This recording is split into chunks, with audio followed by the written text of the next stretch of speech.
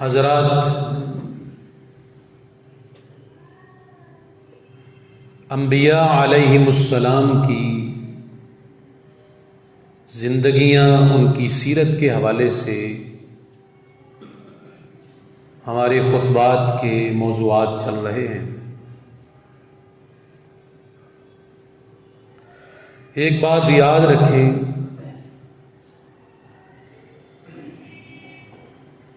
کہ جو چیز اللہ تعالیٰ نے قرآن حکیم میں بیان فرمائی ہے،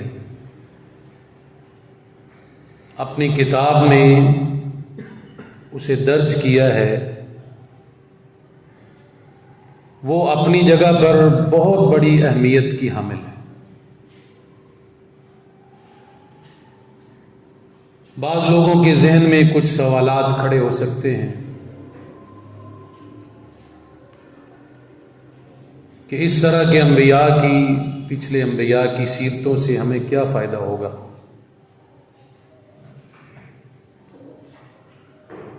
جو بات اللہ تعالیٰ نے قرآن حکیم میں بیان فرمائی ہے وہ کبھی بھی بے فائدہ نہیں ہو سکتی۔ اس کے پیچھے اللہ سبحانہ و تعالیٰ کا بھی کوئی مقصد ہے، جو چیز اللہ تعالیٰ ہمارے اندر ڈالنا چاہتا ہے۔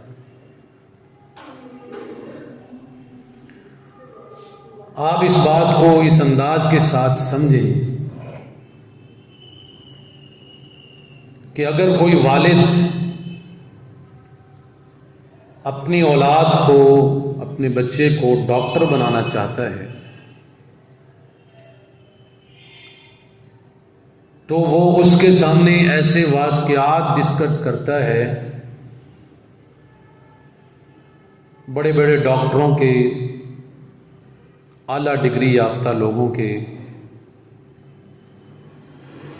کہ فلاں ڈاکٹر نے اتنا کام کیا، اتنی ڈگریاں حاصل کی،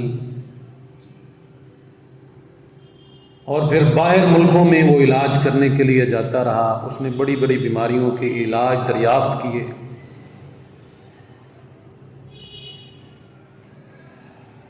اس نے فلاں ڈگری حاصل کی، معاشرے میں، لوگوں میں اس کا ایک نام ہے، لوگ اس کے انتظار میں ہوتے ہیں۔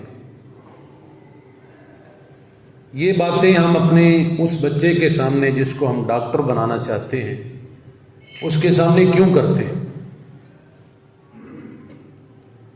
کہ تاکہ اس کے اندر یہ جذبات پیدا ہوں جو ہم اسے بنانے کے لیے کوشاں ہیں، یہ چیزیں اس کے لیے بہت زیادہ مؤثر ہیں۔ آپ اس کے سامنے ایسے ڈاکٹروں کا ذکر کرتے ہیں کہ جن کا نام بڑے ناموں میں فہرست میں آتا ہے۔ اسی طرح ایک انجینئر ہے، اگر کوئی والد اپنے بچے کو انجینئر بنانا چاہتا ہے تو وہ اس کے تجربات، کسی انجینئر کی زندگی کے جو گزرے ہوئے دن ہیں، لمحات ہیں، اس کے جو تجربات ہیں، وہ اپنے بچے کے سامنے رکھتا ہے کہ دیکھو اس نے فلاں کام کیا، اس کے اندر یہ بھی خوبی ہے، یہ بھی خوبی ہے، اس انداز کے ساتھ اچھا انجینئر بن سکتا ہے آدمی۔ یہ باتیں ہم اپنے بچوں میں کیوں ذکر کرتے ہیں؟ تاکہ وہ اپنی زندگی کو ایسے لوگوں کی طرح بنانے کی کوشش کریں۔ اللہ تعالیٰ بھی ہمارے سامنے پچھلے انبیاء کے واقعات، نیک لوگوں کے واقعات اس لیے ذکر کرتا ہے تاکہ میرے بندے ان لوگوں کی طرح بن جائیں۔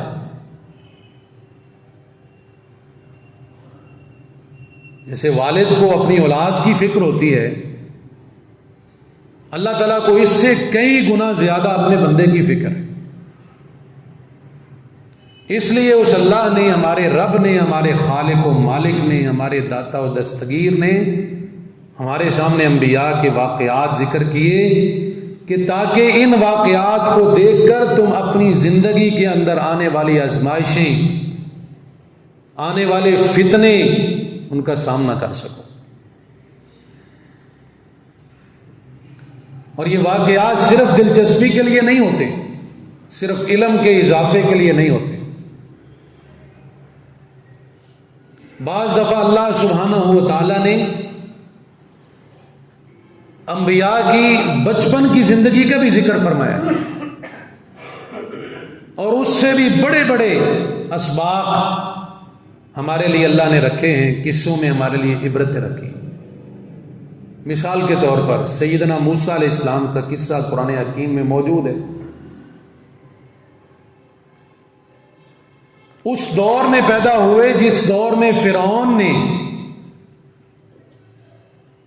یہ قانون بنایا تھا کہ جو بھی بچہ اس سال میں پیدا ہوگا اس کو قتل کیا جائے گا۔ اللہ نے اسی سال میں موسیٰ کو پیدا بھی کیا اور زندہ بھی رکھا۔ نہ صرف زندہ رکھا بلکہ جس فرعون نے قانون بنایا، اللہ نے پرورش اور تربیت اور کھانے پینے کے انتظام بھی موسیٰ کے اسی گھر میں کیے۔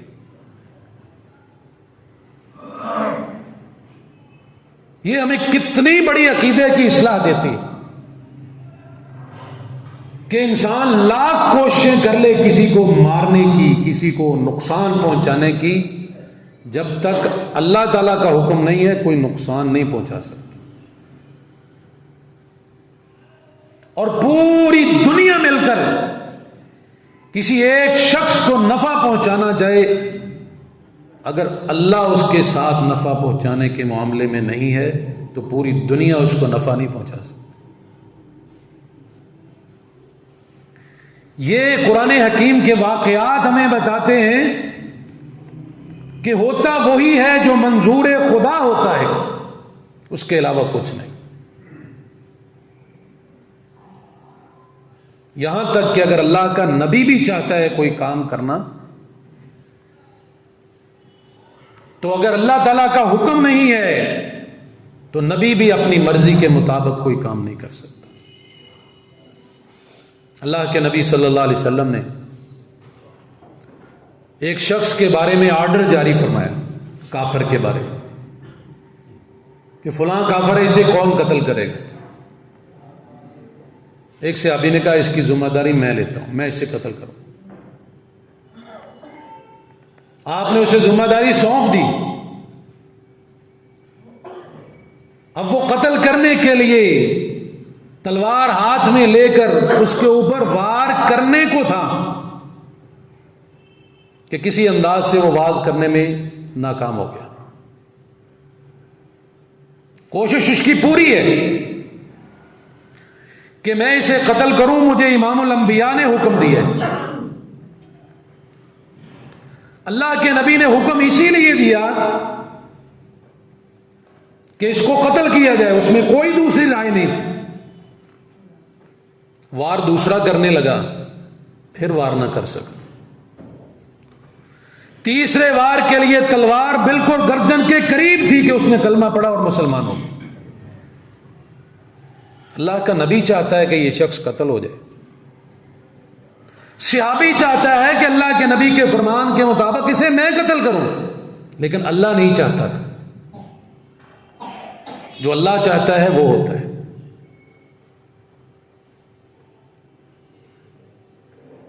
صحابہ کرام نے ایک مرتبہ اللہ کے رسول صلی اللہ علیہ وسلم کے بارے میں فرمایا کہ جو اللہ چاہے اور اللہ کا نبی چاہے، تو آپ نے اسی وقت عقیدے کی اصلاح فرمائی، فرمایا نہیں، یہ کہا کرو انشاءاللہ، اگر اللہ چاہے اللہ کے نبی کو اس کے اندر نہ لے کے آئے۔ تو یہ چھوٹے چھوٹے واقعات ہمارے لیے بڑے بڑے سبق ہیں۔ اس میں بات دور نکل گئی انبیاء علیہ السلام کے قصوں میں، جو ہمارا سلسلہ چل رہا ہے، اسی میں آج سیدنا نوح علیہ السلام کے قصے کی طرف آپ کی توجہ مبذول کرانا چاہتا ہوں۔ سیدنا نوح علیہ السلام اللہ کے جو معروف انبیاء ہیں ان میں سے ایک نام سیدنا نوح علیہ السلام کا ہے۔ ان کا زمانہ سیدنا آدم علیہ السلام کے 5000 سال بعد کا ہے۔ سیدنا آدم علیہ السلام اور نوح علیہ السلام کے درمیان ایک نبی ادریس علیہ السلام گزرے ہیں، جس کا ذکر ہم نے گزشتہ 2 خطبے پہلے سنا تھا۔ اس کے بعد اللہ تعالیٰ نے سیدنا نوح علیہ السلام کو مبعوث فرمایا. ان کا علاقہ تبلیغ عراق تھا، دجلہ اور فرات کے درمیان. ان کو اللہ سبحانہ و تعالیٰ نے نبی بنا کر مبعوث فرمایا. یہ علاقہ ان کے دعوت و تبلیغ کے لیے اللہ تعالیٰ نے مختص فرمایا. اور نوح علیہ السلام کا جو مقام اور مرتبہ ہے وہ اللہ تعالیٰ نے بڑا عظیم بنایا. ویسے بھی نوح علیہ السلام کا اکثر صورتوں میں ذکر ملتا ہے، مختلف مقامات پر مختلف صورتوں میں اللہ تعالیٰ نے تذکرہ فرمایا. لیکن ایک اسپیشل سورت اللہ تعالیٰ نے 29ویں سپارے میں رکھی جس کا نام ہی سورہ نوح ہے. یہ ان کی عظمت پر دلالت کرتی ہے.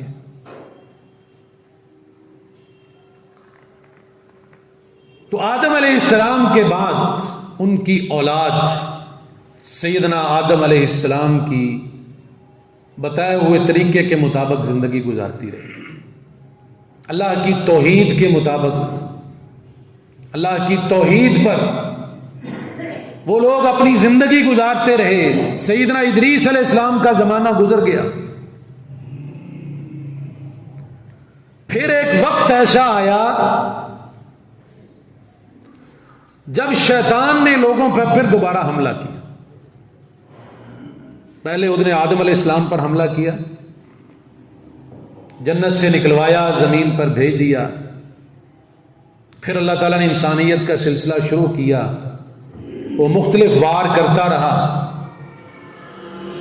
لیکن ایک اس کی کاری ضرب اللہ تعالیٰ نے قرآن حکیم میں فرمایا انہ لکم عدو مبین، وہ تمہارا کھلا دشمن ہے. وہ ہمیشہ ہر انسان کے ساتھ دشمنی رکھتا ہے. وہ نہیں چاہتا کہ کوئی بندہ اللہ کی حکم کے مطابق زندگی گزارے، اللہ کے نبی صلی اللہ علیہ وسلم کی اطاعت میں زندگی گزارے. تو شیطان نے اس آدم علیہ السلام کی ذریت میں، اولاد میں شرک کا بیج بویا. یاد رکھیں شرک ایک ایسا گناہ ہے کہ جس کے متعلق اللہ تعالیٰ نے قرآن حکیم میں 2 ٹوک الفاظ میں فرمایا کہ اگر میں بقیہ گناہوں کو معاف کرنا چاہوں تو کر دوں، میری مرضی ہے، لیکن جس نے میری ذات کے ساتھ کسی کو شریک ٹھہرایا، اللہ فرماتے ہیں میں نے اسے کبھی بھی معاف نہیں کہا. جس دور میں آدم علیہ السلام کے بعد چلتے چلتے جس دور میں شرک آیا، اس کی ابتدا کیسے ہوئی؟ اس علاقے میں اللہ کے 5 بڑے نیک لوگ رہتے تھے جن کا ذکر بھی اللہ تعالیٰ نے سورہ نوح میں ان 5 کے نام بھی ذکر کیے. اور 5 نام کون سے ہیں؟ اللہ تعالیٰ نے قرآن حکیم میں ان کا ذکر فرمایا. وَقَالُوا لَا تَذَرُنَّ آلِهَتَكُمْ وَلَا تَذَرُنَّ وَدًّا وَلَا سُوَاعًا وَلَا يَغُوثَ وَيَعُوقَ وَنَسْرًا. یہ 5 بزرگ، ود، سوا، یغوث، یعوق اور نصر، یہ 5 نام اللہ تعالیٰ نے اپنے قرآن میں باقاعدہ ذکر فرمائے. یہ 5 بڑے نیک لوگ. اب جب یہ 5 فوت ہو گئے اپنی اپنی زندگی گزار کر، تو شیطان نے پچھلی امت کے، پچھلے لوگوں کے ذہنوں میں یہ بات ڈالی کہ دیکھو تمہاری اس معاشرے کے یہ 5 کتنے بڑے بزرگ تھے. لا کر پوری قوم کو ان کی قبروں پر بٹھا دیا، قبروں پر جا کر ان کا تذکرہ کرتے کہ یہ فلاں بزرگ یہ بڑا نیک عمل کرتا تھا، اس کے اندر یہ نیکی بڑی اعلیٰ درجے کی تھی، یہ فلاں شخص، یہ فلاں بزرگ جو فوت ہو چکا ہے، اس کے اندر فلاں فلاں نیک عمل، اس انداز کے ساتھ وہ اللہ کے نیک لوگوں کی قبروں پر جاتے، بزرگوں کی قبروں پر جاتے اور وہاں پر بیٹھ کر ان کا تذکرہ کرتے۔ شیطان ہے وہ بھی بڑا انجینئر قسم کا ہے، اس کو آپ معمولی نہ لیں۔ وہ مولوی کے پاس مولوی بن کے آتا ہے، کاروباری کے پاس اس انداز کے ساتھ آتا ہے، دکاندار کے ساتھ، کسی نیک آدمی کے ساتھ، برے آدمی کے ساتھ، ہر آدمی کے پاس جب آتا ہے اس کی حیثیت اپنا کے آتا ہے، اور اسے یہ ظاہر ہی نہیں ہونے دیتا کہ یہ شیطان کا عمل ہے۔ یہ ان نیک لوگوں کے پاس آیا کہ دیکھو میں تمہیں کوئی شرک پر تم نہیں ابھارا، میں یہ نہیں کہتا کہ تم ان کی عبادت کرو، صرف ان کے تذکرے کرو، وہ بڑے نیک لوگ تھے، ان جیسے اعمال تم بھی کرو۔ سب سے پہلا وار اس نے یہ کیا، اور پھر اس کے بعد کیا ہے؟ اس کے بعد جو اگلی نسل آئی، جب انہوں نے دیکھا کہ ہمارے آباء و اجداد قبروں پر بیٹھتے ہیں، تو شیطان نے کہا کہ اب حملہ کرنے کا دوسرا وقت ہے۔ اس نے اس کی اولاد میں، ذریت میں یہ بات ڈال دی کہ دیکھو یہ جو تمہارے بزرگ یہاں پر بیٹھا کرتے تھے، ان کے تذکرے کیا کرتے تھے، اس کا مطلب ہے یہ عام شخصیت نہیں ہے۔ اب تمہیں بار بار قبروں پر آنے کی ضرورت نہیں، گھر میں بیٹھ کر ان کا ایک مجسمہ بناؤ، ایک بت بناؤ، اور گھر میں بیٹھ کر ان کا ذکر کرو، ان کے تذکرے، ان کی آسانی کر دی۔ اب انہوں نے اپنے بت بنائے، گھروں میں رکھ لیے، پانچوں بزرگوں کے تذکرے ہونے شروع ہوئے۔ پھر اگلی نسل آئی تو اس نے تیسرا وار شروع کیا کہ دیکھو تمہارے آباء و اجداد جنہوں نے یہ بت بنا کے رکھے ہیں، گھڑ کے رکھے ہیں، اس کے پیچھے کوئی نہ کوئی فلسفہ ضرور ہے۔ وہ تو صرف تذکرہ ہی کرتے تھے، تم ان کے سامنے جھک بھی جاؤ۔ یہ اس کا تیسرا وار تھا جس نے لوگوں کو بتوں کے سامنے، ان نیک لوگوں کے مجسمے کے سامنے جھکنے پر، پوجا کرنے پر مجبور کر دیا، عبادت کرنے پر مجبور کر دیا۔ اب جب ان کی پوجا پاٹ شروع ہو گئی، جب ان 5 کی پوجا پاٹ شروع ہوئی تو نوح علیہ السلام کو بھیجا گیا، اور اللہ تعالیٰ نے واضح طور پر قرآن حکیم میں اس بات کا ذکر فرمایا۔ سورہ نوح آیت نمبر 1، اِنَّا أَرْسَلْنَا نُوحًا إِلَىٰ قَوْمِهِ أَنْ أَنذِرْ قَوْمَكَ من قبل أن يأتيهم عذاب أليم۔ اللہ سبحانہ و تعالیٰ فرماتے ہیں بے شک ہم نے بھیجا نوح علیہ السلام کو رسول بنا کر، الی قومی، ان کی قوم کی طرف، ان انذر قومک، کہ آپ اپنی قوم کو ڈرائیے، من قبل ان یاتیہم عذاب علیم، اس سے پہلے کہ تمہارے اوپر اللہ کا دردناک عذاب آ جائے۔ اپنی قوم کو شرک سے ڈرائیے، شرک کے انجام سے ڈرائیے، وگرنہ ان سے کہو کہ اللہ کا دردناک عذاب تمہارے اوپر آ جائے۔ اس کا مطلب ہے شرک کی وجہ سے اللہ کے عذاب نازل ہوتے ہیں، شرک کی وجہ سے اللہ کا عذاب نازل ہوتا ہے، اور جس قوم سے شرک ختم ہو جائے وہاں اللہ تعالیٰ اپنی رحمتوں اور برکتوں کی برکھا برساتا ہے۔ شرک دنیا میں بھی انسان کو ذلیل کرواتا ہے، اور آخرت کے میں بھی، قیامت والے دن بھی، اس کے لیے جہنم کے سوا اور کوئی چیز نہیں۔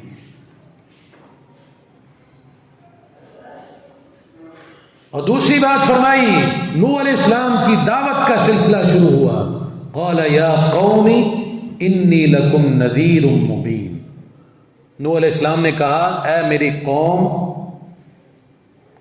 میں تمہارے لیے کھلم کھلا ڈرانے کے لیے بھیجا گیا ہوں۔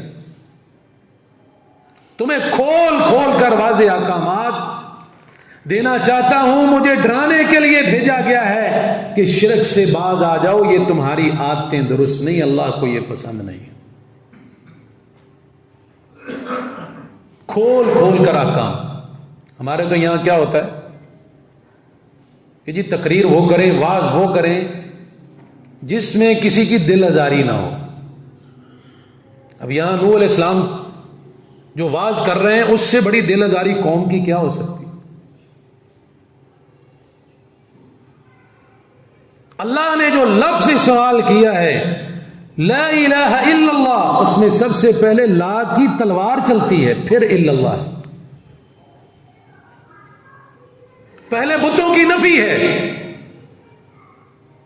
پہلے قبروں مزاروں کی, ان کے پوجنے والوں کی نفی ہے.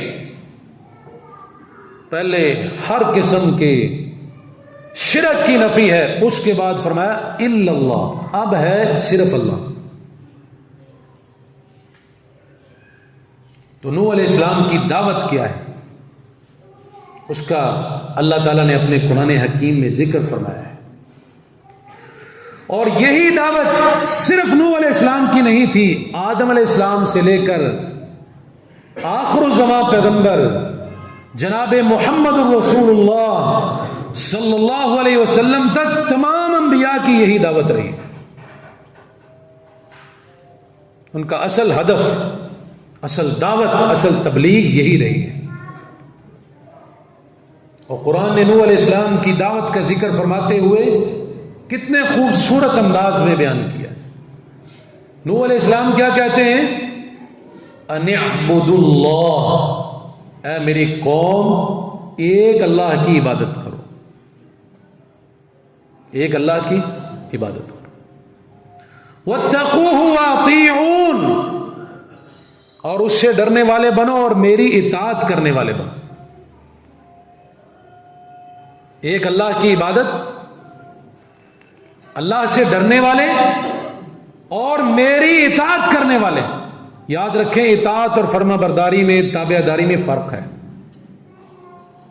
اطاعت وہ ہوتی ہے جو دل سے راضی ہو کر کسی کی بات مانی جائے,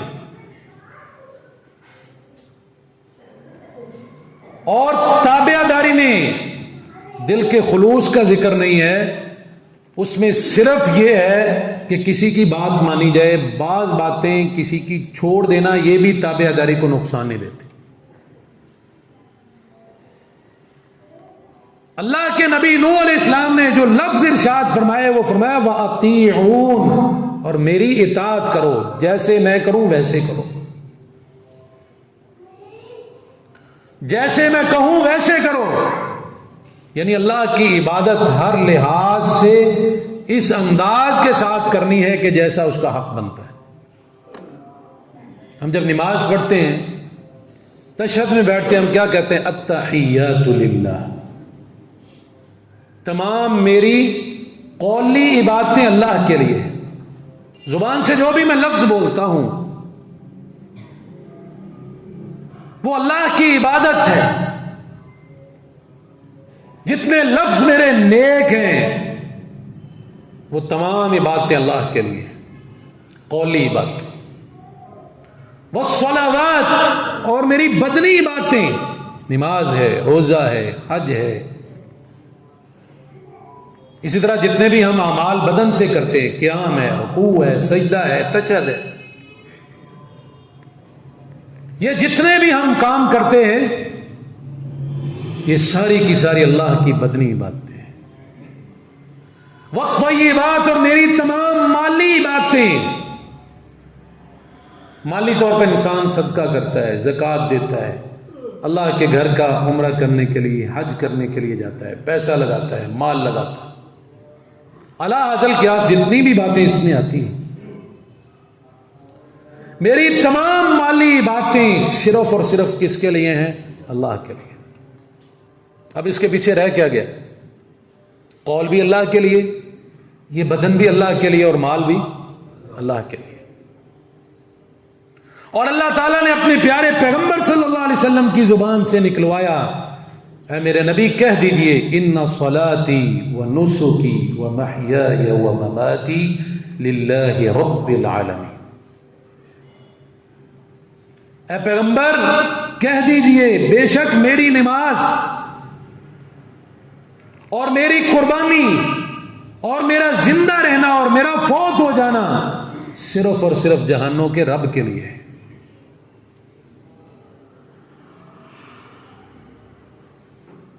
میری نماز، میری قربانی، ہر قسم کی نماز، نماز فرض ہو، نماز نفل، نماز سنت ہو، نماز عید ہو، نماز جنازہ ہو، سورج گرہن کی نماز ہو، چاند گرہن کی نماز ہو، نماز تہجد ہو، نماز اشراق ہو، کوئی بھی نماز، کوئی بھی نماز، اس کا کوئی بھی سجدہ اللہ کے علاوہ کسی دوسرے کے لیے. وہ نسو کی، میری منت منوتی، نظر نیاز، صدقہ خیرات، ساری کی ساری چیزیں صرف اللہ کے لیے. اور میری تمام مالی باتیں، وہ محیای، اور میرے تو زندگی کا ایک ایک پل اللہ کے لیے، وہ مماتی، اور میری موت بھی جب اللہ نے لکھی ہے جیسے اس کی رضا ہے میں اس پر بھی اللہ پر راضی ہوں. للہ رب العالمین، یہ تمام جہانوں کے رب کی طرف سے ہے.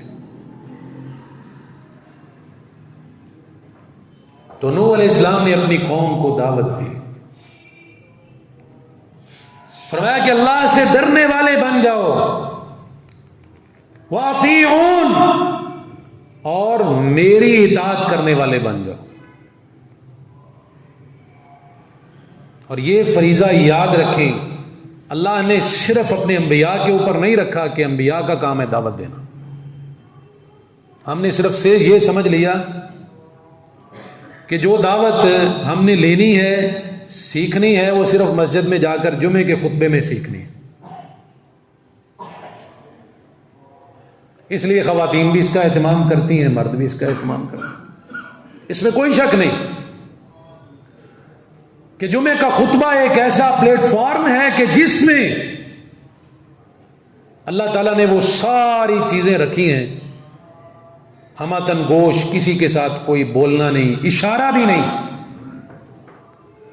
ایسی چیزیں اور ایسے آداب جمعے میں ہیں کہ جس جیسی دعوت مؤثر اور کسی جگہ پہ نہیں ہو سکتی. پھر گھر بھی اللہ کا ہو، باوضو بیٹھے ہوں، جمعے کی نماز پڑھنے کے لیے بیٹھے ہوں، اللہ کے فرشتے بھی اس مجلس میں شامل ہوں. لیکن یہ بات یاد رکھیں، صرف اور صرف جمعہ میں حاضر ہو جانا یا صرف اسے ہی تبلیغ سمجھ لینا یہ کافی نہیں ہے. اللہ کے نبی نوح علیہ السلام کا آگے ذکر آئے گا کہ نوح علیہ السلام نے دن رات اللہ کی دعوت لوگوں تک پہنچائی، دن رات، لیلا و نہارا. اللہ سے یہ شکوہ کیا کہ یا اللہ میں نے دن رات اس قوم کو دعوت دی، تبلیغ کی. اور تبلیغ کیا کوئی ایک دو دن، ایک دو مہینے، ایک دو سال، 950 سال تبلیغ کا دورانیہ نوح علیہ السلام. بڑا کچھ سننے کے لیے ملا، قوم نے بڑے تانے دیے، بڑے مینے مارے کہ اگر اللہ نے نبی بنانا تھا، آپ بھی کھاتے پیتے ہیں، ہم بھی کھاتے پیتے ہیں، نبی کی تو نسل اور ہونی چاہیے. نبی بنانا تھا تو آپ بھی ہماری طرح کماتے ہیں، ہم بھی کماتے ہیں، آپ کے اوپر تو کوئی الگ سے چیز اترنی چاہیے تھی.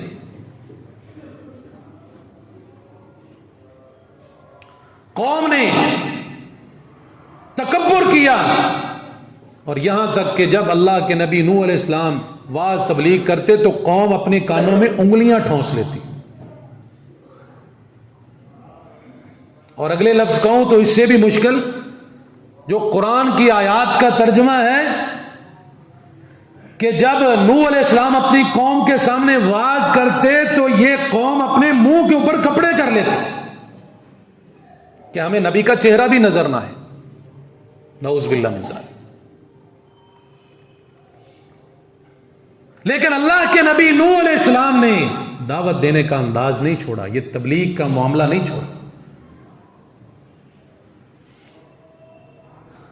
اور یہ ہمارے سامنے جو واقعات رکھے جاتے ہیں کہ فلاں نبی کو دعوت و تبلیغ کی وجہ سے آرے کے ساتھ 2 ٹکڑے کر دیا گیا، فلاں کو تبلیغ کی وجہ سے گرم کوئلوں پر لٹایا گیا، فلاں کو لٹا کر تبلیغ کی وجہ سے اس کے اوپر 3 بندے کھڑے کر دیے گئے، فلاں کو تبلیغ کرنے کی وجہ سے اس کو دیوار کے ساتھ لگا کر اس کے اندر میخیں اور کیل ٹھوک دیے گئے، فلاں کو تبلیغ کی وجہ سے جلا وطن کر دیا گیا، فلاں کو تبلیغ کی وجہ سے آگ میں پھینکا گیا، فلاں کے اوپر فلاں مصیبت، فلاں کے اوپر فلاں مصیبت. یہ کس لیے رکھے گئے؟ ہمیں تو کسی ایک مصیبت سے بھی گزرنا نہیں پڑا. ہم واز کرتے ہیں، تبلیغ کرتے ہیں، لوگ ہمیں محبت کے ساتھ بلاتے ہیں، دعوت بھی دیتے ہیں اور وہاں پرتکلف اہتمام بھی کرتے ہیں، لیکن کیا اللہ کے نبیوں نے جب دعوت دی اس طرح سے پھول برسائے گئے؟ کہیں بھی ایسا معاملہ نہیں. میرے بھائیوں، یہ اسلام ہمیں فری میں ملا ہے، اس لیے ہمیں اس کی قدر نہیں ہے.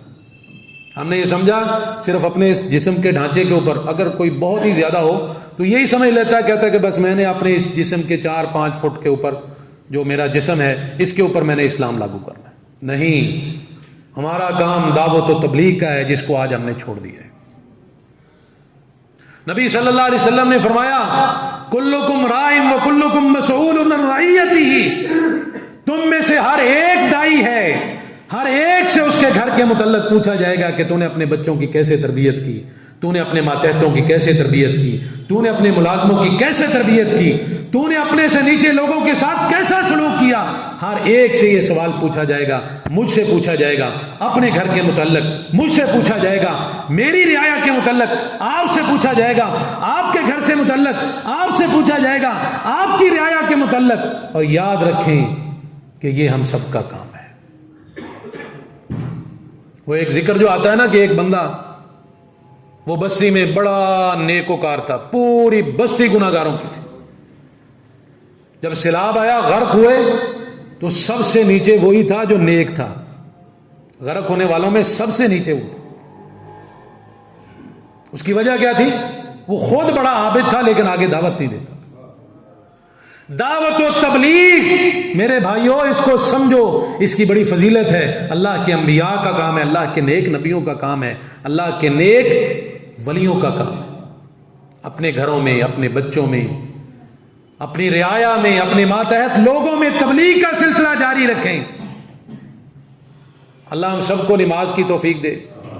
لیکن اکیلا نماز پڑھنا کافی نہیں ہے، لوگوں کو نماز کی طرف لانا بھی ضروری ہے. اگر ہم خود نماز پڑھتے ہیں، اپنی اولاد کو، گھر والوں کو تنبیہ نہیں کرتے، تو یہی اولاد ہوگی قیامت والے دن ہمارا گریبان پکڑے گی کہ یا اللہ اس نے خود تو پڑھی لیکن ہمیں کبھی تبلیغ نہیں کی.